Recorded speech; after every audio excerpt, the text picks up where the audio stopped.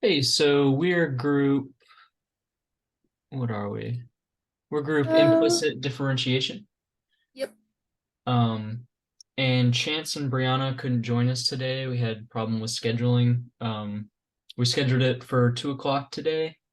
But I guess they both couldn't make it, and this was the only time me and Maya could make it, so we decided to just complete it on our own.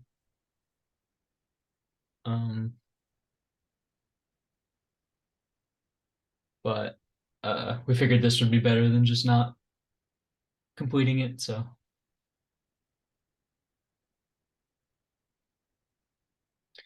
um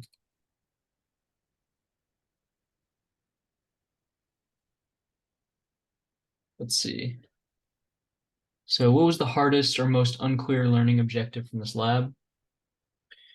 Um, I would probably say it was the last couple pages for me, just trying to take what we learned and apply it to the actual math problems. Um, but Maya helped me out a bit with that in figuring out how to split up the uh, the h of x into g of x and f of x. Yeah, I'd have to say the same for me. The last couple pages were definitely maybe the hardest. I mean, it wasn't unclear. I understood it when I was writing like notes, Yeah, the homework for 3.4. It was just actually having to sit there and look at it and trying to figure out, okay, well, how do I break it up? And then what, number three on part seven, you had to split it up twice. yeah, Split it like three times, I guess, technically. That yeah. was That definitely tripped me up a bit. hard. It's very time consuming to sit there. Like, I think the hardest part of this will be learning or trying to figure out where we need to split it so we can solve the problem. But I think solving the problem in itself will be pretty easy after we figure out how we need to split it. Definitely. Yeah, and I wouldn't say the last page was too hard, especially after doing the first few pages, but I would say, comparably, um, I would say the first few pages, parts 1 through 5, were pretty simple, just basically uh finding the derivative and then plugging it into Desmos. Yeah, the first couple pages were pretty easy. Part six wasn't too hard, Hmm.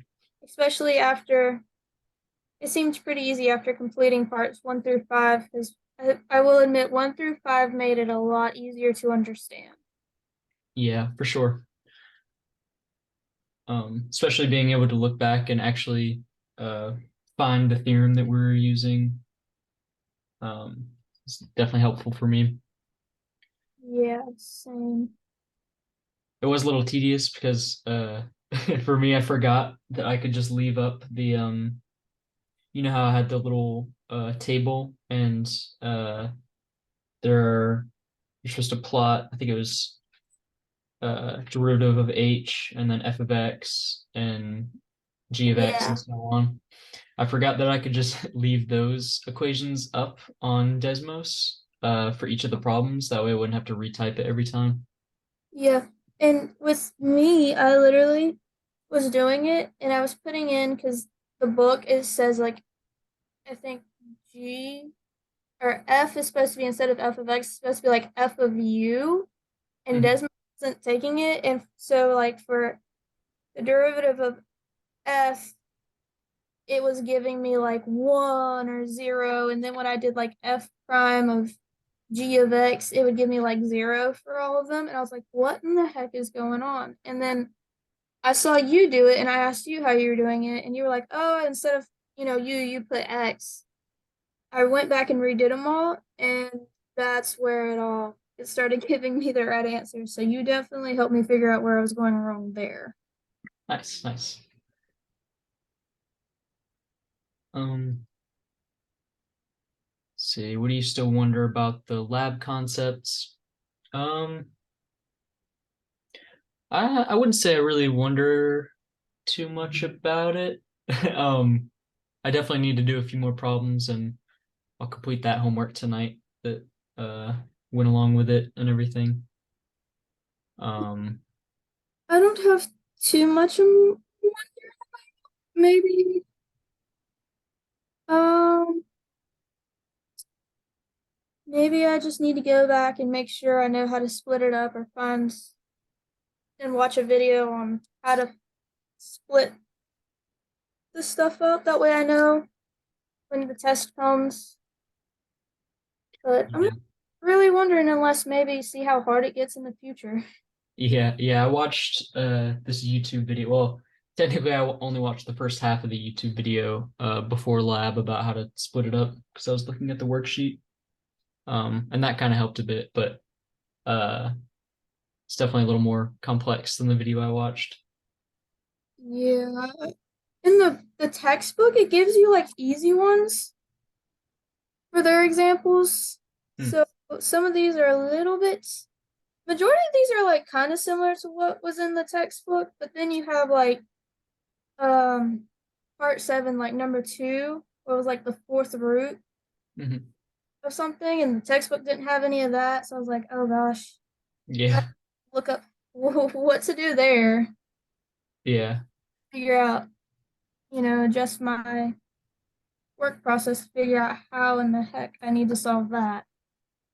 definitely. Yeah, I like that there are certain problems though that can't be solved in the textbook. Because for me at least, it's like if I actually go out of my way to try to figure out how to do something on my own, chances are I'm going to remember it a little better.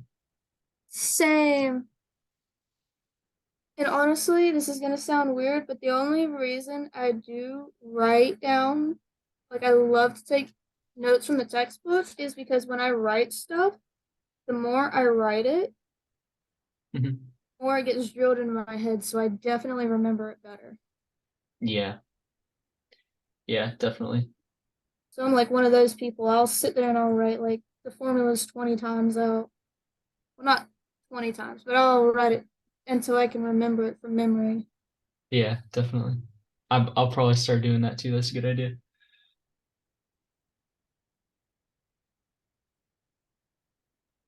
I think we've hit the time, so if you want me to stop recording, I can. That's good with me. All right.